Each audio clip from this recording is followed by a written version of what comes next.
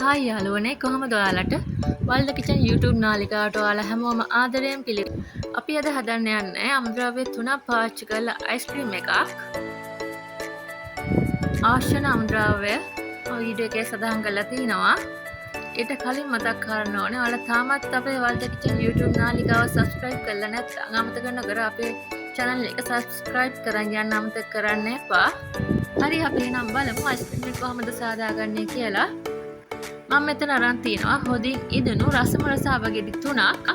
අඹ ගන්නකොට ඇබුලේව ගන්න එපා. මම මුලින්ම කරන්නේ අඹ වල පොතු ඉවත් කරලා හොදින් සෝදලා කැලරිට කපලා බ්ලෙන්ඩර් ජාර් එකට දා ගන්නවා. ඊට පස්සේ ඒකටම මිල්ක් මේඩ් ග්‍රෑම් 100ක් දා ගන්නවා.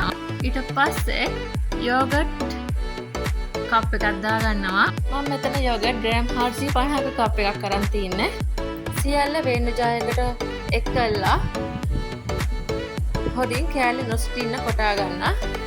ඊට පස්සේ මේ වගේ ප්ලාස්ටික් කන්ටේනර් එකකට දාගන්න. දාලා සීතකරණයේ උඩ කොටසේ අයිස්ක්‍රීම් එක හොදින් සෙට් වෙන්න තබා ගන්න.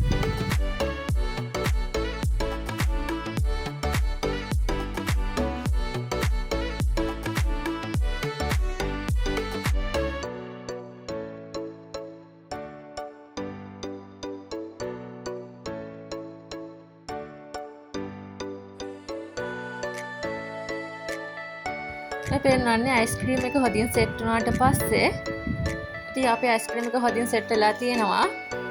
ඉතින් ඔයාලත් මේ අයිස්ක්‍රීම් එක හදලා රස බලලා අපිට කියන්න රස කොහොමද කියලා. මේ වගේ අලුත් රසවත් වීඩියෝ එකකින් නැවත ඔන්න ගහන්න බලාපොරොත්තු වෙමින් අදට අපි මේ වීඩියෝ එක අවසන් කරනවා. ඔයාලා හැමෝටම සුබ දවසක්. ජය වේවා.